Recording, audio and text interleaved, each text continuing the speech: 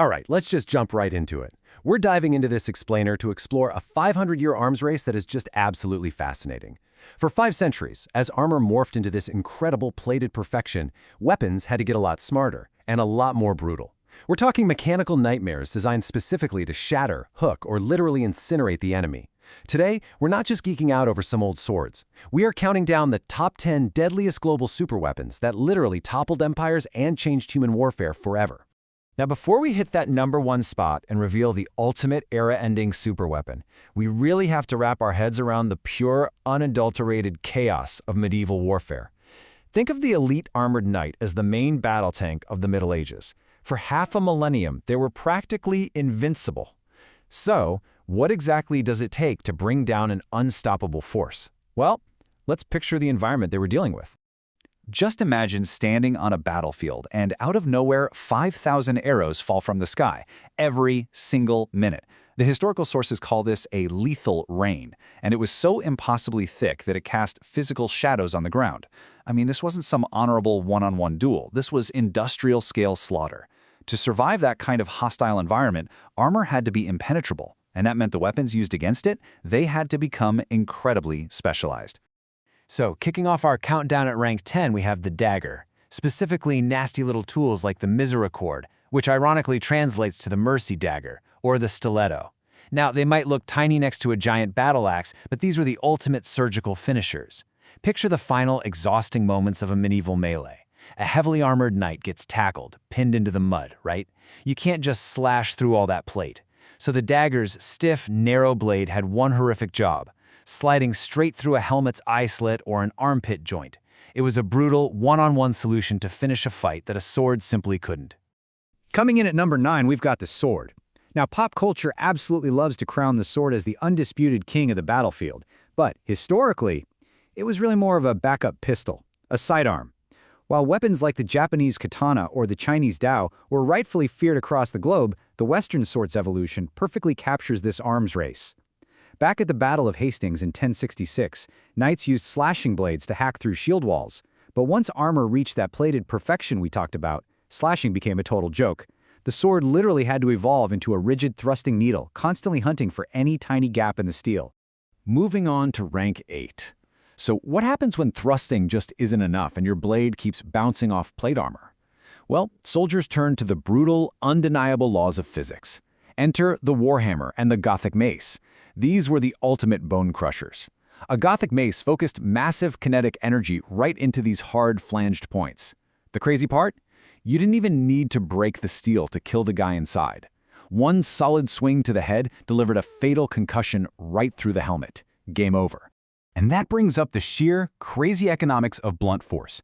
Think about what outfitting a fully armored knight actually meant. In modern terms, you're looking at the equivalent of a $3 billion investment. A walking fortress of wealth. But then, one good whack to the head from a relatively cheap, mass-produced mace, and that $3 billion knight is stunned, helpless, and perfectly set up for that rank 10 dagger we just talked about.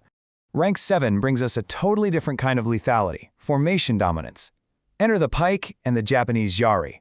We're talking about 12 to 18-foot poles creating this giant, unapproachable porcupine of death. It makes our list because of its sheer psychological deterrence. War horses are living, breathing creatures, and no matter how well trained they were, they instinctively refused to impale themselves on a massive forest of sharp metal. It meant basic infantry could literally stop elite heavy cavalry dead in their tracks. And here's why this matters so much.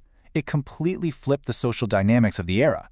The battlefield was no longer just a playground for the incredibly rich. Take the 1315 Battle of Morgarten. A disciplined, tight block of peasant pickmen proved they could completely shut down an elite cavalry charge. Suddenly, everyday commoners had a reliable way to defeat the ruling class. That completely rewrote the math of medieval warfare. Taking the number 6 spot is the poleaxe. Historians have actually called this the perfection of medieval combat weaponry. And honestly, it's easy to see why.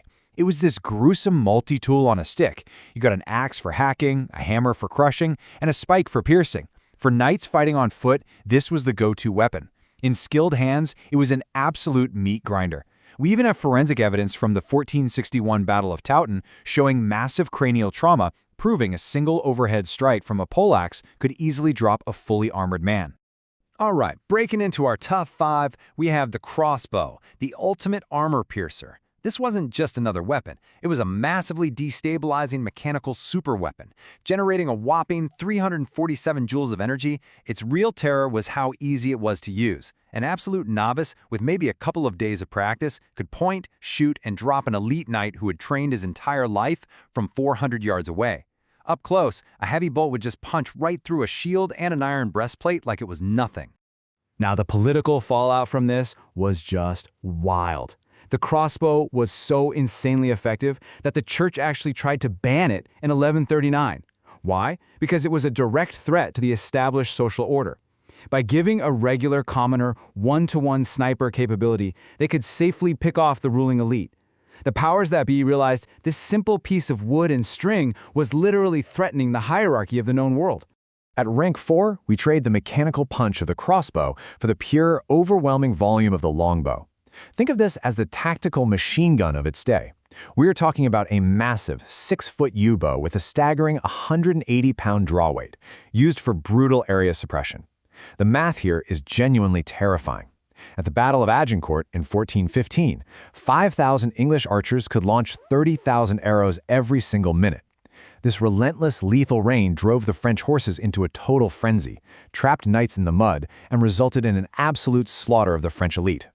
Down to number 3. We are stepping away from hand-to-hand combat and looking at the ultimate siege superweapon, the trebuchet.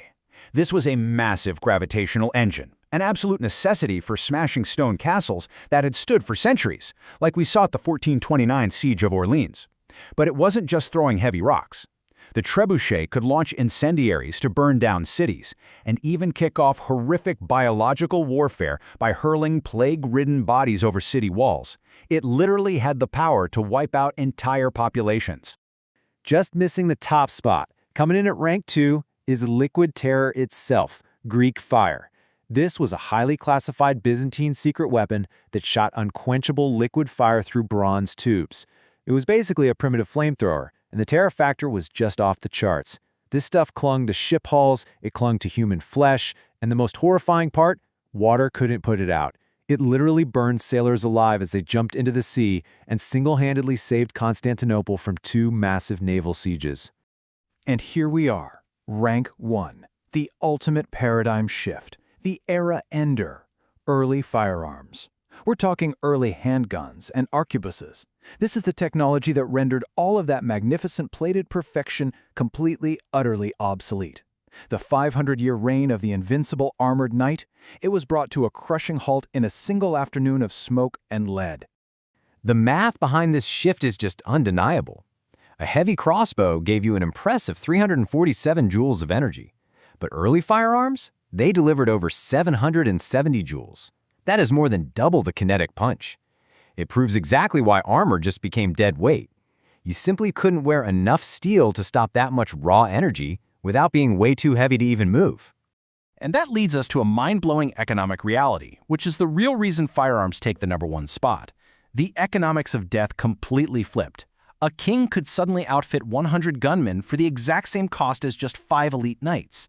A single volley of mass fire from cheap, everyday infantry could wipe out generations of noble bloodlines in seconds. It fundamentally shifted power away from the elite few, handed it to the masses, and officially ended the chivalric order forever.